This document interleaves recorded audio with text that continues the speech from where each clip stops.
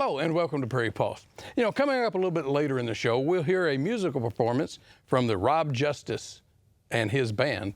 But first, our guest is Kirsten Baszler, the Superintendent of Public Instruction for North Dakota. Kirsten, thanks so much for joining us today. Thank you for having me, John. As we get started, tell the folks a little bit about yourself and your background. Sure.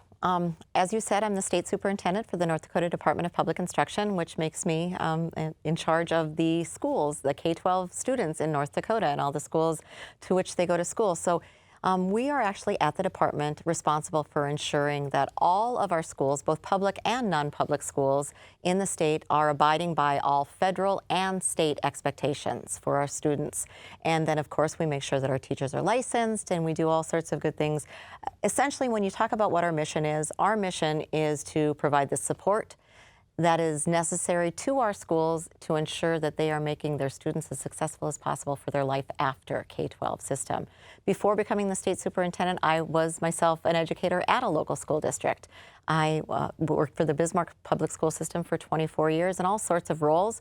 I started out as a special education teacher aide and worked my way through college, became a classroom teacher, library media specialist, a vice principal, worked at the district level at the district office, and I guess just as importantly, across the river from where I worked in Bismarck, I was raising my 3 sons in Mandan and became very involved in the Mandan school system over there and in the community.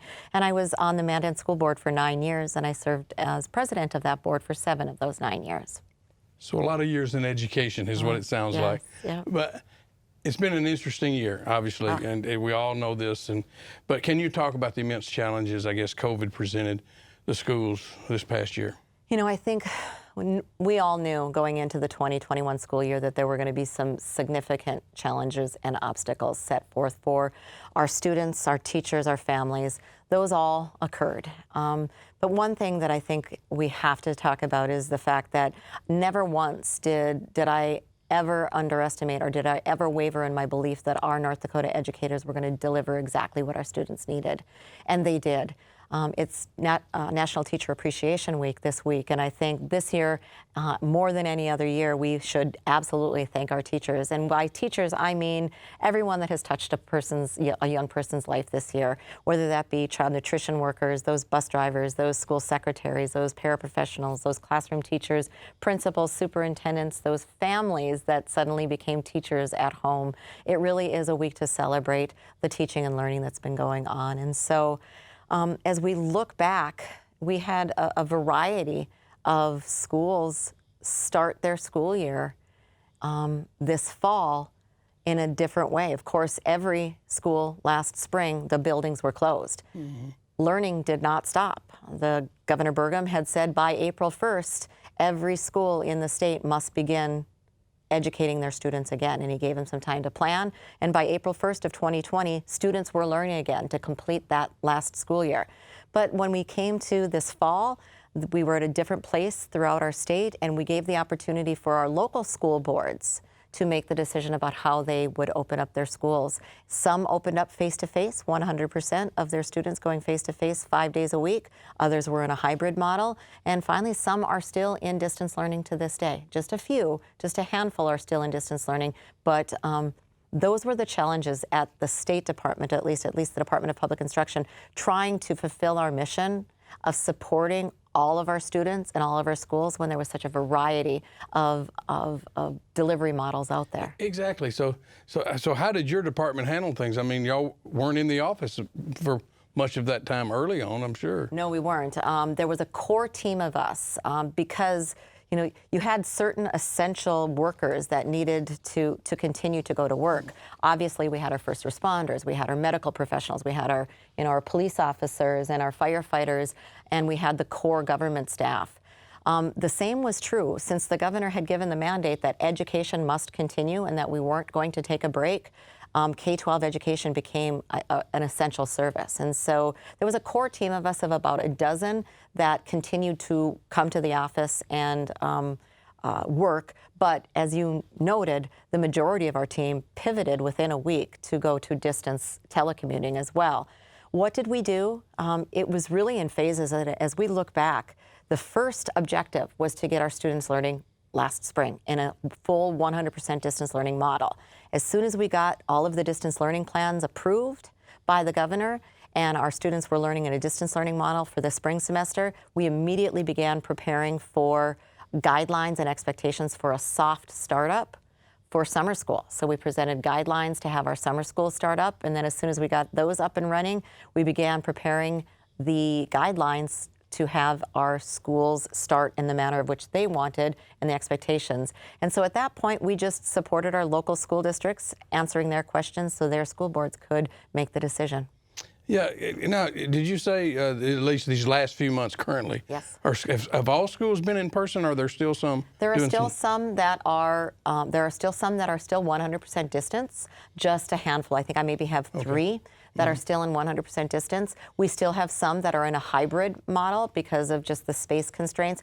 But the majority, the vast majority, like about 97% of our schools, I do believe about 3% of our schools are operating in hybrid or distance. So 97% of our students are in face-to-face learning 5 days a week.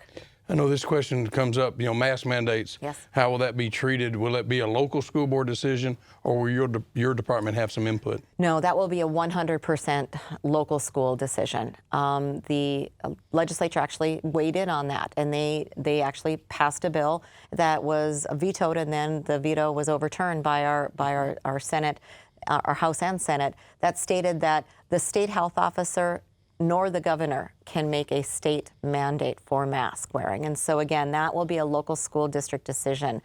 It was, just for a short period of time did the governor and the state health officer say that it was a mandate. So we've been operating most of the school year under that model of local school districts making that decision.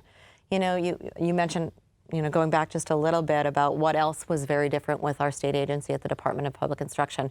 We'd always had a good working relationship with our North Dakota Department of Health because, of course, we collaborated on school immunizations that are necessary to enter school in order to register for any school. But wow, I don't know that I've ever seen a time where the education agency and the public health agency have ever had to coordinate and work as closely together. I think a lot of times, obviously, I have that good working relationship with our local school leaders, and so they would call the Department of Public Instruction to ask a question about a health issue. And so the collaboration between local public health, local school district, state health, and state education just grew exponentially during this last school year. Well, but now, can you talk a little bit more about the kids, that especially ones falling behind, and the struggles with distance learning, and maybe even what's being done to assist that? So yes, so I think, many of our students have been in school face-to-face 100% of the school year. And so many, I think, could jump to the conclusion, and I would say it's an incorrect conclusion, that there was no harm, no foul, right? They started school this fall. They missed a few weeks last spring. Mm-hmm. I would argue with that. I would argue strongly against that.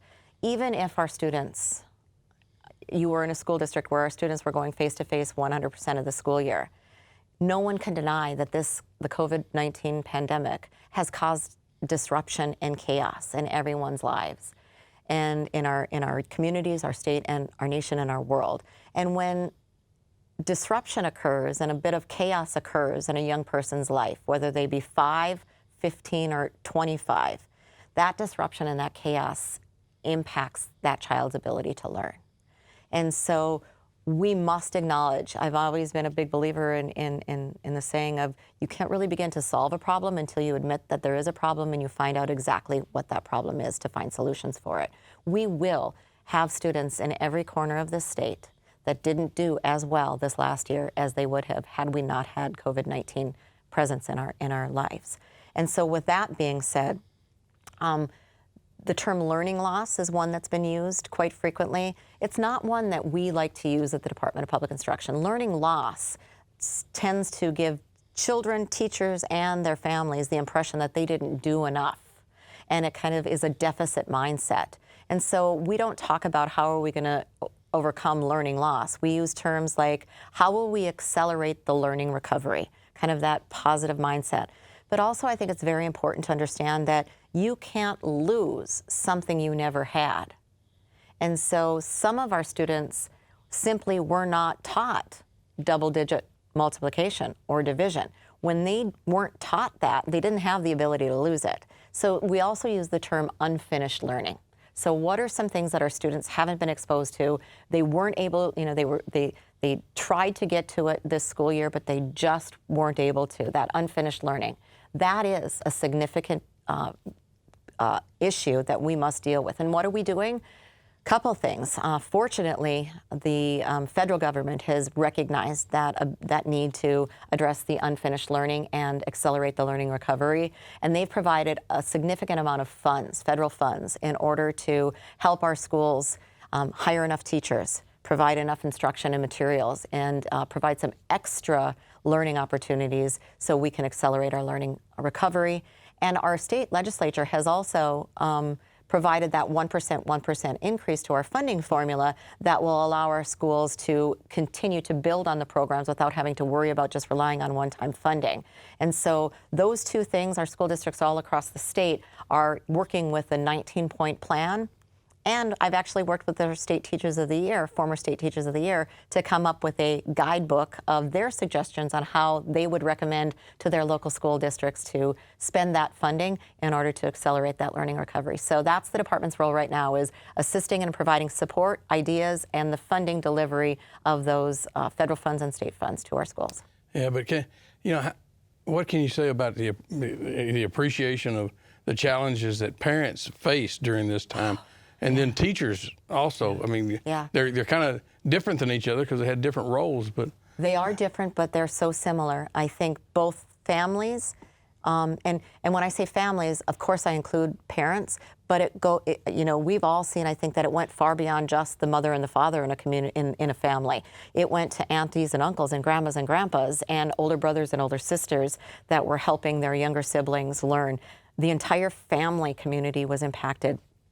And I think what they have in common with teachers, with all educators, is I think they're at a point, I think that they have been complete exhaustion in their need for compassion, their need for understanding, as well as their need for instruction and guidance and high expectations. We never want to lower our expectations for our young people. So families weren't able to do that, even though they were exhausted emotionally and physically sometimes. And so that partnership between families and schools was strengthened during this COVID-19 pandemic. That is one thing. We all talk about going back to normal. There are a couple things that I hope we don't go back to normal on. I hope we never forget how important that school-to-home connection is and how important that partnership is between school and home. And I hope that we don't just simply dismiss a new way of doing teaching and learning. A lot of people say distance learning didn't work for my child. And I would say that it didn't work for most. It did work for some, but I'm not going to say that it was because distance learning doesn't work or using Zoom or Google Hangout doesn't work. It means that our teachers, families, and students didn't simply have enough time to prepare to do it well. So I hope we don't walk back to normal and just, because that was a 2019 way of doing education. Nothing else is just staying in a 2019 or even a 1959 model of education, as sometimes we can see in our classrooms. I hope that we understand and realize that these young people are capable of doing tremendous things, and there are some phenomenal tools out there. So we should be looking and reflecting on what worked well and what can we continue on in this new model and what do we really need to get better at. Well, that's interesting, and yeah, we can talk more. But this summer, are you seeing more students enrolling in summer school just because of this situation? So it's a mixed bag, actually. And so I'm seeing more of our school districts that never had summer school before will have summer school programs this summer. We are seeing students that had never enrolled in summer school classes before, whether they be elementary, middle, or high school, and now they're enrolling. So not only are we expanding summer school programs, we're increasing the number of students that are taking advantage of those programs. But it's not mandatory. We have some families and some students that are just saying, for my own mental health, for my own social emotional well-being, I just need to take a 9-week break. Have you seen that maybe the schools weren't super spreaders as much as they predicted for COVID? We didn't know. And that's when we first learned about the coronavirus, there was so many more unknowns than we knew. Fortunately, we saw that our schools were not the super spreaders that some predicted they might be in the spring and summer of last year. So by the grace of God, we were able to keep our kids in school most of the school year. You know, what's your hope for, maybe not your expertise, but Sure. when kids of all ages will be eligible for vaccination? So I hope, they're doing the testing right now on how safe it is for young people under the age of 16. I hope that families have that conversation among themselves to say, just like they do with the flu vaccine, is this something? Do we have vulnerable people in our family? Do we have vulnerable people in our household? What is the best decision for that family to make for that child 16 and under? Well, and you mentioned vaccinations and going to school, but will a COVID vaccination, in your opinion, should it be a requirement for attending a school in North Dakota? So there are a certain number of vaccinations, immunizations that are required in order to register for for school in North Dakota. The flu vaccination and the coronavirus vaccination are not on that list. I don't anticipate that they ever will be, and I don't believe they should be. Again, I believe that's a conversation that should be had with a family. Okay. Real quick, hindsight, spring 2020. Do you think schools should have gone to distance learning totally quicker? Or if you do it again, would there have been changes or modifications? Of course, this is hindsight. Sure it is. As I reflect on March 13th, Friday, March 13th, we had, made the governor and I had a press conference. We laid out the decision tree. We had one confirmed case in, I believe it was Minot, North Dakota. We were going to leave it up to local school districts to make that decision. By Sunday morning, there was a tremendous amount of cases that had occurred in the Minnesota side of our eastern North Dakota schools, and the Fargos, the West Fargos, the Grand Forks, Wahpetons, and the entire state was saying we need to make a decision. So I think the governor made the right decision. He stepped up before that weekend, and he said we're gonna find more out about this virus before we jeopardize our young people and our teachers. So I think we did the right thing, and I think we turned our local control back to our schools this summer for the next school year at the right time as well. So we can always get better, but I think we did the best, and I think we saved a lot of lives because of it. Okay. Well, let's move into the session. How did K-12 fare during the recent legislative session? As always, North Dakota legislature placed a high priority on education. K-12 education did well. The university system, I was visiting with the president of the North Dakota University System Board of Higher Education today, and they did well. North Dakota citizens place high value in educating its young people, and we fared well. They killed some bills that shouldn't have made it into law, and they supported bills that will help our young people. Yeah. Can you explain funding formulas, how they work? Sure, I sure can. So our funding formula, and this is a very good point. So not every state has the same type of funding formula that we have, and in fact, North Dakota has a funding formula model of paying for its K-12 education. And what that means is when you're a state that has a funding formula model, it means that you are a state where you provide a certain dollar amount for every student that goes to that school district. And this year it is $10,036. The legislature approved an increase, and so it will be $10,136 next year and $10,237 the following year. So that's the base funding formula. And there are weighting factors that go onto that base funding formula. So if you have a certain number of students that are considered at risk, and that is used using a socioeconomic factor, you'll get an additional weighting factor for those students that have those risks. You'll get a certain weighting factor for students that have English language needs, or you will get another weighting factor for students with disabilities. And so when you add up all of those students and you figure out how much each one of your students is receiving from the state, we add that together, and the Department of Public Instruction delivers that out on a funding formula model to our school districts. It's different in other states where, I hate to call it a per head model, but that's the way that's essentially the best way to say it. In North Dakota, funding formula is a per student model. Other states, I'd say there's about 18 or 20 other states that have the cost to educate model. And so they determine you have X number of students in your district.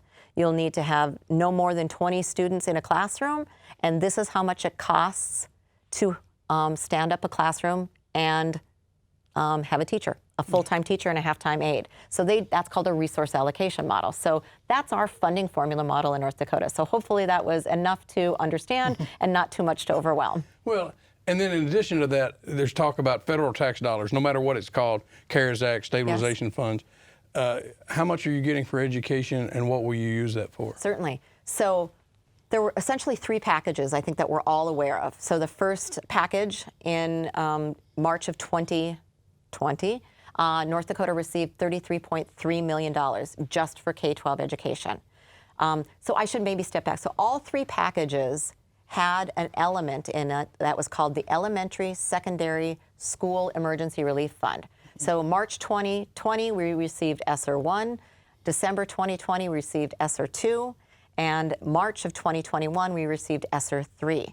March of 2020, we received 33.3. December of 2020, we received 122.5 million for K-12. And this most recent round, we received $303 million for K-12 education. 90% of those funds of all 3 packages are delivered straight out, directly out to our local school districts. And so those are in our school districts' checking accounts, if you will, at the Department of Public Instruction. And that was based on the amount that a school district received was based on how many students were attending their schools that were on free and reduced meals. And so I use the example that Kindred is receiving fewer dollars than Warwick is. And the thought behind that is the federal government felt that Warwick school students, because of their socioeconomic status of most of those students, needed more federal funding to assist them through COVID than a Kindred school would. Well, Kirsten, we're almost out of time, but hopefully this fall we'll be back to a closer normal than we are right now. Yeah. But if people want more information, where can they go? Who can they contact? So please, we have a wealth of information dedicated to the pandemic, dedicated to everything that we've talked about today at our website, and it's nd.gov/DPI. Well, thank you for all you do for North Dakota and our education system, and thanks for joining us today. Thank you, John. Stay tuned for more.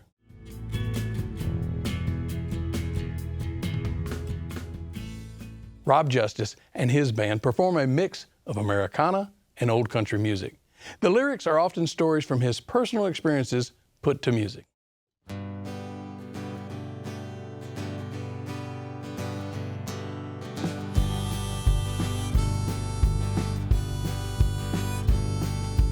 I was born in the USA around the 4th of July.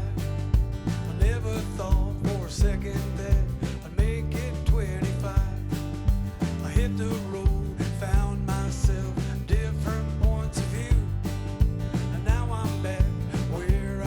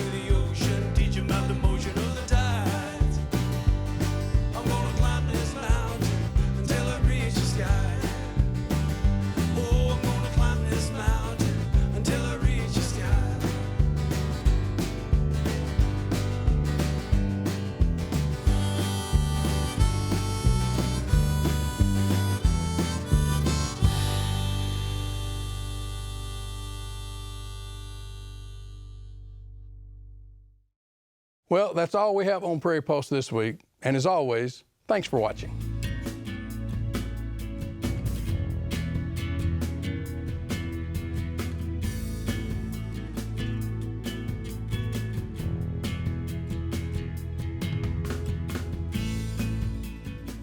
Funded by the Minnesota Arts and Cultural Heritage Fund with money from the vote of the people of Minnesota on November 4, 2008.